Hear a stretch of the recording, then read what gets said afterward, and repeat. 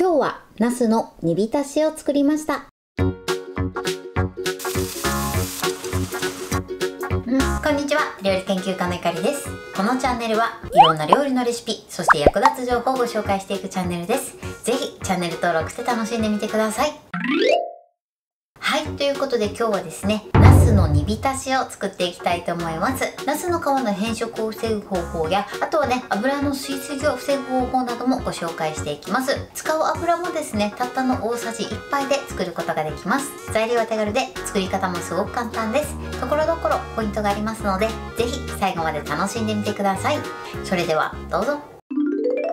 それでは今日の材料をご紹介します。材料はこちらです。ナス、大葉、お水、お醤油、みりん、お酢、お砂糖、だしの素、おろし生姜、ごま油、白ごま。今回はこちらの材料で作っていきます。まずナスですが、今3本で約 250g になります。こちらは目安にしてみてください。そして大葉に関しましては、こちらはトッピングで使っていきます。そして煮浸しの調味料はですね、とても手軽なもので、少しお酢を加えてさっぱりとした仕上がりにしていきたいと思います。今回は和風にね、かつおのだしの素を使っていきますが、こちらはね、お好みで鶏ガラスープの素でも OK です。お好みの方でね、作ってみてください。ということで早速作っていきたいと思います。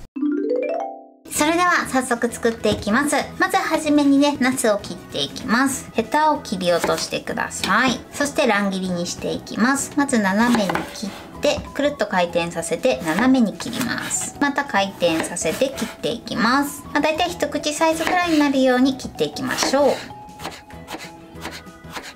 はい、このように切ります。そして切ったナスはこちらボウルに水を張って、そして分量外です。ここに塩を小さじ1/2ほど入れます。そしてさーっと混ぜて、そしてこの中にナスを入れましょう。このように塩水に浸していただくことで油の吸いすぎを防ぐことができます。さらに変色も防げてえぐみもね取ることができます。なので切ったナスはね、必ず塩水につけましょう。それでは残りもね、同じように切っていきます。はい、切り終わりました。そしたらこのままだいたいね、10分ほど塩水につけておきましょう。それでは続いて大葉ですね。こちらは細切りにしていきます。まず茎を切り落として、そして手前からくるくる巻いて、そして半分に切ります。あとはこちらをね、細切りにしていきましょう。大葉はこれで OK です。それでは続いて煮浸しに使う調味料を合わせていきます。まずお醤油、みりん、お砂糖、お酢、だしの素、そしておろし生姜、あとはお水を加えます。これでよく混ぜましょう。今回はね、このように醤油、みりん、お砂糖などをね合わせて作っていますが、こちらね、めんつゆを使っていただいても OK です。手軽に作りたい場合はね、めんつゆを使って作ってみてください。これでね、お砂糖のシャリッという感じがなくなれば OK です。はい、こちら10分経ちました。そしたら一度水を切ってください。はい、で水切りしたらしっかりね、ペーパーで水分を拭き取りましょう。はい、OK です。そしたら続いてここにごま油を回しかけます。ごま油を最初にね、ナスにコーティングすることで油が少なく済むのと、あとはね、油の吸いすぎも防ぐことができます。ではこのように回しかけます。そして全体になじませてください。このように全体になじめば OK です。それでは今からね、こちらを焼いていきます。ではフライパンを用意してください。ここにナスをね、一度全部入れます。そしてナスの皮が下になるように一度ね、揃えてください。できるだけナスが重ならないように入れましょう。はい、OK です。このように皮を下にして皮目から焼いていきます。そしたら火にかけましょう。火加減は中火です。このままね、少し焼き色がつくまで焼いていきます。このようにね、最初に油をコーティングしていただくと、ナスのね、皮の変色も防ぐことができます。今回ですね、ごま油を使ってますが、こちらはね、お好みの油を使って作っていただいて OK です。はい、今ね、2分半ぐらい経ちました。こうやって見ていただくと分かると思うんですが、ちょっと皮の付近がね、少し半透明になってきてます。そのぐらいになったら裏返しましょう。焼いてない面を下にしてください。だいたい2分から3分ぐらい焼いていただくといいかなと思います。裏返したらこちらもね焼き色がつくまで焼いていきます。火加減はそのまま中火で OK です。はい、でまたね焼き色がついたらまた焼けてない面を下にします。はい、今ねトータルでだいたい6分ぐらい焼きました。これでナスにね火が通れば OK です。そしたらこちら混ぜておいた調味料を回しかけてください。そしてこちら煮詰めていきます。この時もナスを時折ひっくり返しながらね煮詰めてください。はい、今ねだいたい2分ほどですね煮詰めました。そしたら最後ここに白ごまを回しかけます。そして混ぜましょう。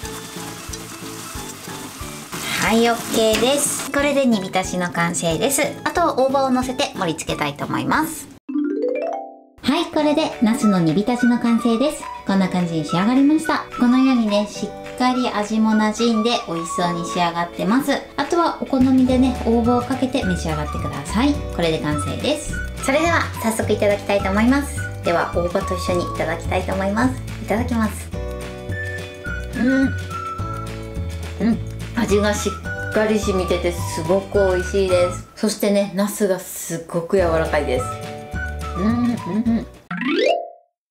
はい、ということで今日も美味しく仕上がりました。今回のナスの煮浸しのポイントです。まずナスなんですが、今回はね乱切りに切ってます。こちらはお好みの切り方で切っていただいて OK です。そして切り終わったナスなんですが、こちらは塩水に一度浸してください。そうすることでまずアク抜きができるのと、あとはね油の吸いすぎも防ぐことができます。そして浸し終わったナスなんですが、一度しっかり水分を拭き取って、その後ごま油を全体にコーティングしてください。最初にね油をコーティングしていただくことで使う油が少なくて済むのと、あとは油の吸いすぎも防ぐことができます。なので必ずコーティングしてから焼くようにしてください。そして焼く時のポイントです。焼く時は必ず皮の部分から焼くようにしてください。皮目の部分から焼いていただくことでナスの皮の変色もね防ぐことができます。そして全面焼き終わってナスに火が通ったら、あとは合わせておいた調味料を加えてだいたい2分ほど煮詰めて召し上がってください。あとはねそのまま召し上がっていただいてもいいんですが、一度冷ましていただくことで味がしっかりとね馴染みますので、一旦粗熱を取って冷ましてから召し上がっていただくといいかなと思います。あとはお好みで大葉をかけて召し上がってください。